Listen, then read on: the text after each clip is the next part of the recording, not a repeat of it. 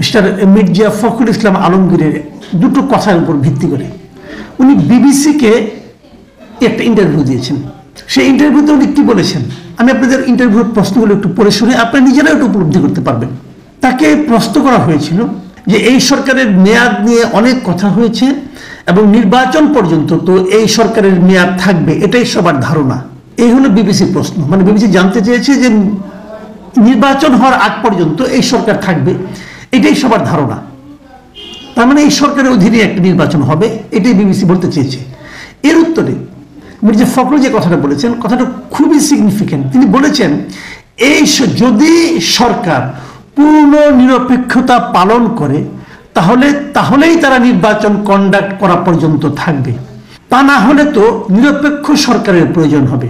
কথাটা খেয়াল করেন, তার মানে উনি বলতে চাচ্ছেন যদি এই সরকার পূর্ণ নিরপেক্ষতা পালন করতে না পারে তাহলে নির্বাচন কন্ডাক্ট করা পর্যন্ত এই সরকার থাকতে পারবে না, মানে তখন নির্বাচন করার জন্য নতুন একটা সরকারের দরকার পড়বে। তাহলে এখন প্রশ্ন হচ্ছে যে কেন এই সরকার পূর্ণ নিরপেক্ষতা পালন করতে পারবে না, এ কথাটা তার কেন মনে হলো?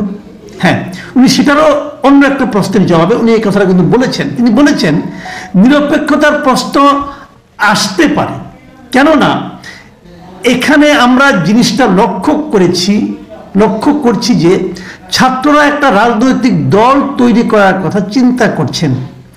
সেখানে যদি ছাত্রদের প্রতিনিধি এই সরকারে থাকে তাহলে তো নিরপেক্ষ থাকতে পারবে না, ওইটা হচ্ছে সম্ভাব্য কথা।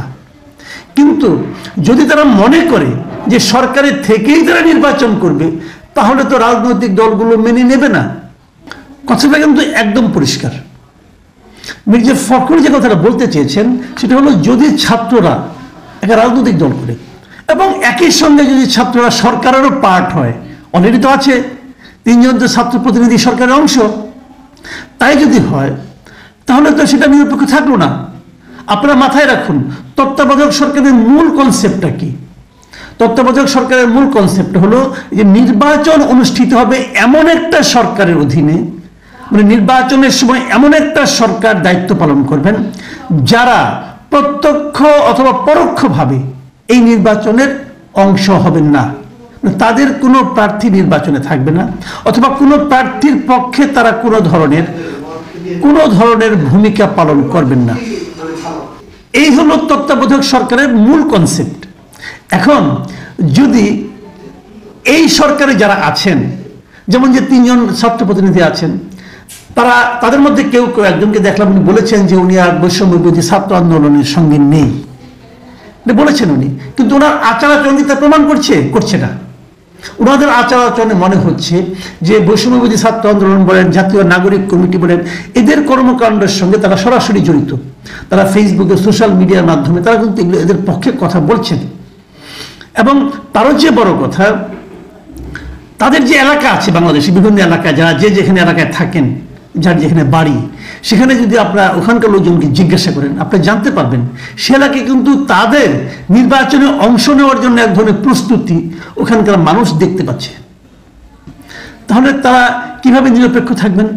তাহলে এই সরকারের উপর নির্বাচনের দায়িত্বটা কিভাবে দেওয়া হবে? এই যে কথাগুলো, এই যে সমস্যাগুলো, এই প্রশ্নগুলো কিন্তু, এই সন্দেহগুলো কিন্তু মির্জা ফখরুল ইসলাম আলমগীরের কথা স্পষ্ট হয়ে গেছে। এবং সেই বিবেচনায় মির্জা ফখরুল ইসলাম আলমগীরের কথাগুলি আপনি কিন্তু উড়িয়ে দিতে পারেন না। এর বিপরীতে আজকে এই 3 জন ছাত্র প্রতিনিধির উপদেষ্টা যারা আছেন তাদের একজন মিস্টার নাহিদ ইসলাম, তিনি একটা মন্তব্য করেছেন এবং এটা উনি বড় একটা স্ট্যাটাস ওনার ফেসবুকে উনি দিয়েছেন। এবং এটা উনি যে কথাটা বলেছেন উনি একটা মারাত্মক অভিযোগ করেছেন বিএনপির ব্যাপারে। উনি বলার চেষ্টা করেছেন যে বিএনপি মহাসচিবের নিরপেক্ষ সরকারের দাবি আরেকটি 1-11 গঠনের ইঙ্গিত। মানে বিএনপি মহাসচিব নিরপেক্ষ সরকারের কথা বলছেন, এটা নাকি আরো একটা 1-11 গঠনের ইঙ্গিত, এটা নাহিদ ইসলাম অভিযোগ করেছেন। আমি নাহিদ ইসলামের কথাগুলো আপনাদেরকে পড়ে শোনাতে চাই এবং একটু ব্যাখ্যাও করতে চাই। নাহিদ ইসলাম লিখেছেন যে আমরা চেয়েছিলাম ফ্যাসিবাদ বিরোধী রাজনৈতিক দলগুলো ও নাগরিক সমাজের সমন্বয়ে একটা জাতীয় সরকার হলে ছাত্রদের হয়তো সরকারে আসার প্রয়োজন হতো না। জাতীয় সরকার অনেকদিন স্থায়ী হবে এই বিবেচনায় বিএনপি জাতীয় সরকারে রাজি হয়নি। কিন্তু অভ্যুত্থানের পরেই দেশে জাতীয় সরকারের প্রয়োজনীয়তা সবচেয়ে বেশি ছিল, অথচ বিএনপি জাতীয় সরকারের কথা বলছে সামনের নির্বাচনের পরে। বুঝুন, মানে উনি বলতে যাচ্ছেন যে অভ্যুত্থানের পরে অগাস্ট মাসে একটা জাতীয় সরকার দরকার ছিল এবং তার প্রস্তাব তারা দিয়েছিল, মানে ছাত্ররা দিয়েছিল, বিএনপি রাজি হয়নি এবং বিএনপি বলছে আমরা বরং নির্বাচনের পরেই হব। যদি এটা বিএনপি করে থাকে, বিএনপি বন্ধটা কি করেছে? যদি একটা জাতীয় সরকার হতো, সেই সরকারটা কি নির্বাচিত সরকার হতো? হতো না তো। বিএনপি যদি নির্বাচিত সরকারের পর, নির্বাচনের পর জাতীয় সরকার গঠন করতে চায়, তাদের সমস্যাটা কোথায় আমি কিন্তু বুঝি না। কিন্তু নাহিদ ইসলাম এখানে একটা সমস্যা দেখছেন, যে কারণে নাহিদ ইসলাম পরে আবার কি বলেছেন শুনুন, আরো ওনার কথা শুনুন। তিনি বলেছেন ছাত্ররাই এই সরকার এবং বিদ্যমান বাস্তবতার একমাত্র ফ্যাক্টর, মাইন্ড ইট, একমাত্র ফ্যাক্টর যেটা ১/১১ সরকার থেকে বর্তমান সরকারকে সম্পূর্ণভাবে আলাদা করে। মানে ক্যারেক্টারের দিক দিয়ে এই সরকারটা যে ১/১১ সরকারের মতো নয়, সেক্ষেত্রে পার্থক্যটা একমাত্র তৈরি করেছে এই ছাত্ররা, ওনার দাবি। বিএনপি কয়েকদিন আগে -2 আলোচনা করলেও এখন ক্ষমতায় যাওয়ার পথ সুগম করার জন্য নিরপেক্ষ সরকারের নামে আরেকটি ১/১১ সরকারের প্রস্তাবনা করছে। এ ধরনের পরিকল্পনা গণতন্ত্র ও জাতীয় স্বার্থের বিরুদ্ধে যাবে এবং ছাত্র জনতা কোনোভাবে এটাকে মেনে নেবে না। আমি মনে করি এটা বিএনপির বিরুদ্ধেও যাবে। উনি যেটা বলছেন, উনি কিন্তু বিএনপির বিরুদ্ধে একটা বড় অভিযোগ উত্থাপন করেছেন। সেই বড় অভিযোগটা হলো বিএনপি নাকি আরেকটা ১/১১ পরিকল্পনা করছে। আমার প্রথম প্রশ্ন, ১/১১ হলে পর বিএনপির কি লাভ? এই প্রশ্নের জবাব নাহিদ ইসলাম দিন, শুনি একটু। আর ২ নম্বর হলো, যদি এই ধরনের পরিকল্পনা জাতীয় স্বার্থের বিরুদ্ধে, গণতন্ত্রের বিরুদ্ধে, তার মানে গণতন্ত্র এবং জাতীয় স্বার্থের বিরুদ্ধে বিএনপি সমালোচনা করছে, তার মানে কেন আমি বুঝতে পারছি না নাহিদ ইসলাম বিএনপির সঙ্গে একটা বিরোধ স্পষ্ট করে তুলছেন এবং সেটাকে ইনভাইট করছেন। আমার কাছে ক্লিয়ার না। এমনকি উনি ফিনিশিং বলেছেন বিএনপি যেটা করছে এটা নাকি বিএনপির বিরুদ্ধেও যাবে। বিএনপি বিরুদ্ধে যাবে এটা উপলব্ধি করতে পারেন নাহিদ ইসলাম। বিএনপি নিজের বিরুদ্ধে ষড়যন্ত্র করছেন নাহিদ ইসলাম বলছেন। নাহিদ ইসলাম কি বিএনপির চেয়ে বড় বিএনপি? আমার কাছে বিষয়গুলো একদম ক্লিয়ার হয়নি। আমি জানি না আপনাদের কাছে ক্লিয়ার হলো কিনা।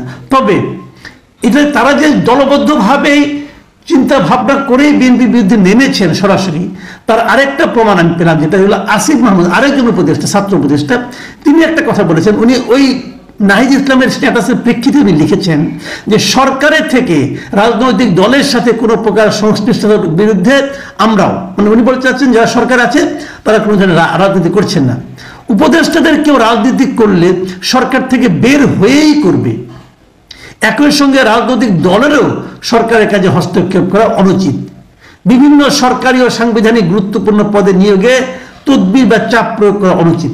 শেষের দুটো বাক্যের সঙ্গে আমি একমত যে কোনো পলিটিক্যাল পার্টি সরকারের সঙ্গে চাপ প্রয়োগ করা, সরকারকে তদবির বাণিজ্যের মধ্যে লিপ্ত হয়ে যায়, এটা অনুচিত। যদি হয়ে থাকে আপনারা অ্যাকশন নেন। আপনার সরকার বেশি কি করতেছেন? অ্যাকশন নেন।